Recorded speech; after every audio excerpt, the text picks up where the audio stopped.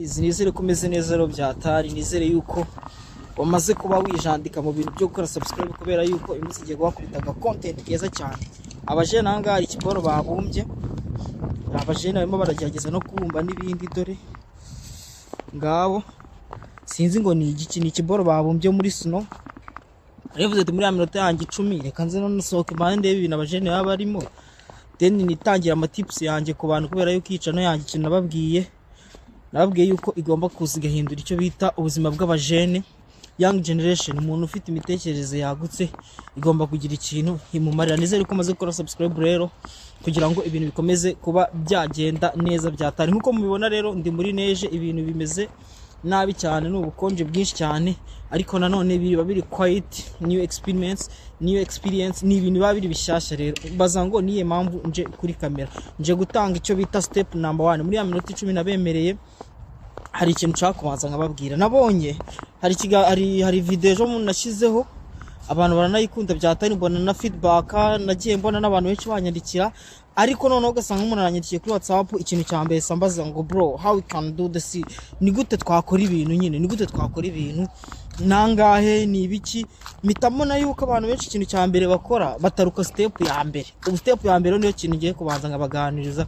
Dore neje nayihunje nje ahantu hari free space kugira ngo bashe kugenda nambaye ama open umunsi.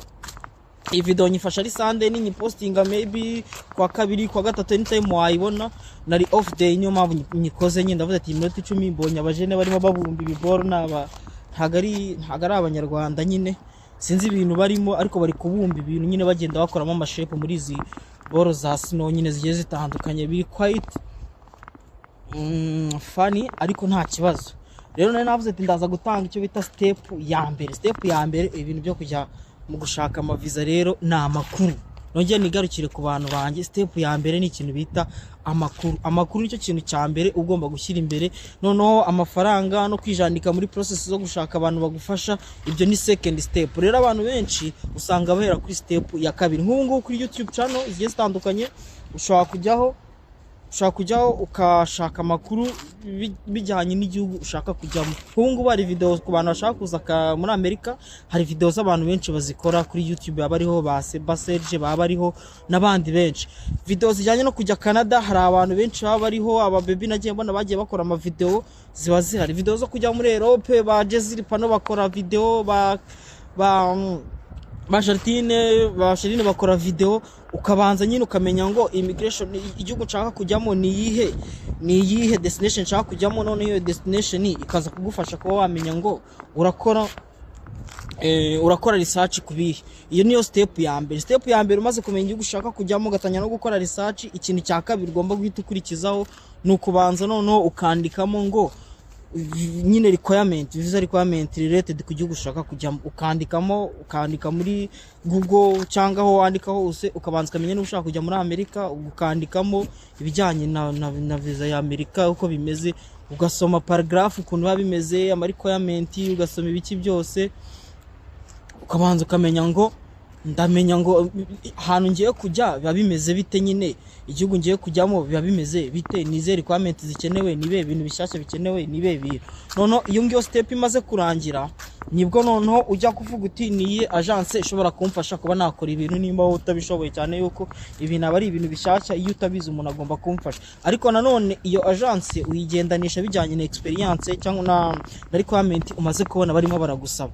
Noneho ukaba wamenya ngo niba n'umuntu ari kugufasha service, ukamenya ngo niba ibintu arimo aranakubeshya, ni nabwo wagenda ubimenya. Ariko kuko nagiye kubona mbona ejo bundi hari agence nabonye ikora ibintu bya Canada, nabandikira ngira ngo ndebe uko bakora n'ibiki, nkabona umuntu arambwiye ngo kugushakira ishuri ngo wishyurira ibintu byose, ngo service fee ni $4,000 How comes? Ndavuze $4,000 kugushakira ishuri tour rya privé wiyishyurira.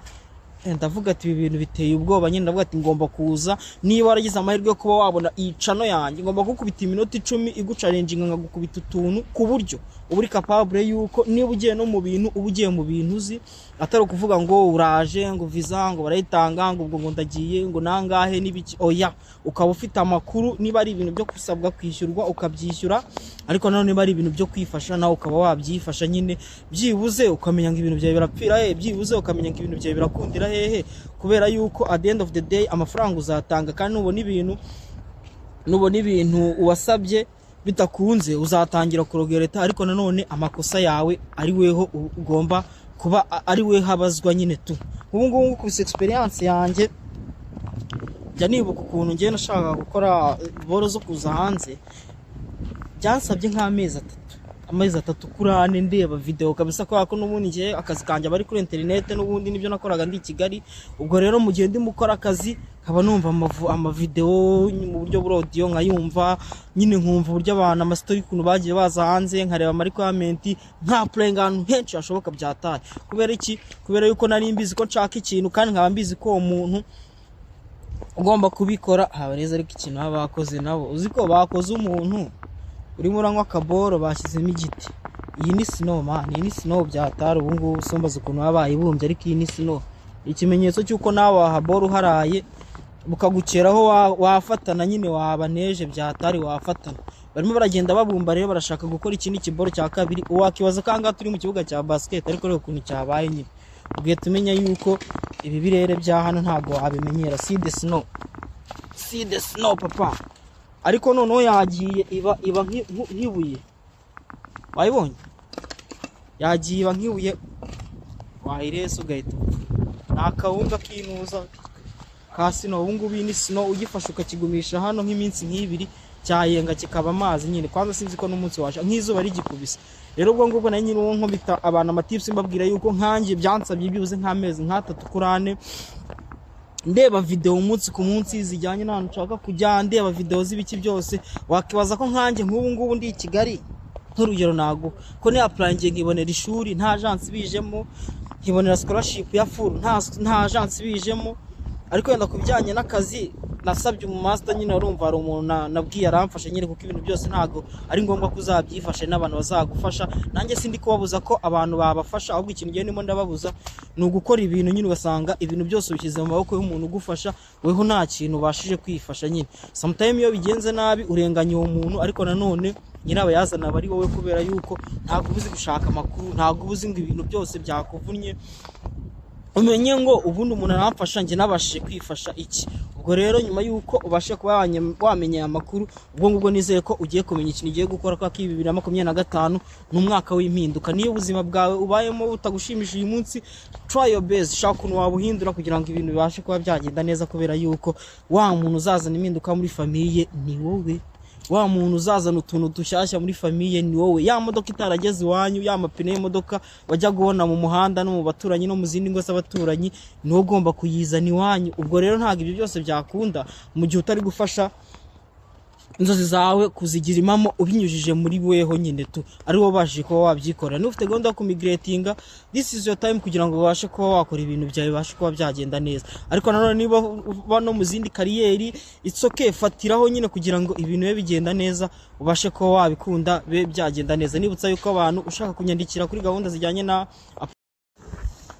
nibutsa abantu ushaka gahunda zijyanye no applying visa ndagufasha, ushaka ibijyanye na admission process ndagufasha, ushaka ibijyanye na work visa process ndagufasha, ushaka consultation ku bintu bijyanye n'izi gahunda zo kumigrating, ubundi uhitunyandikira kuri WhatsApp yanjye 0780836669. Iyo ni nimero yo mu Rwanda, ubwo nakamenyetso ko guteranya 250 78 ubundi ukaza wa dressing ibintu bye, kubera ko iyo nimero bagikoraho n'izindi activities zigiye zitandukanye, ukazumbira uti ndashaka ibi n'ibi. Ariko nanone please guys, nisabira abantu ujye unyandikira hari amakuru ufite, kubera yuko umuntu aranyandikira nkabona ibintu ari marambaza. Niyo mpamvu abantu babascaminga guys, kubera yuko namwe at the end of the day mushyiraho abantu imitwaro, ukabaza ibintu utazi, ukabona umuntu nyine ikintu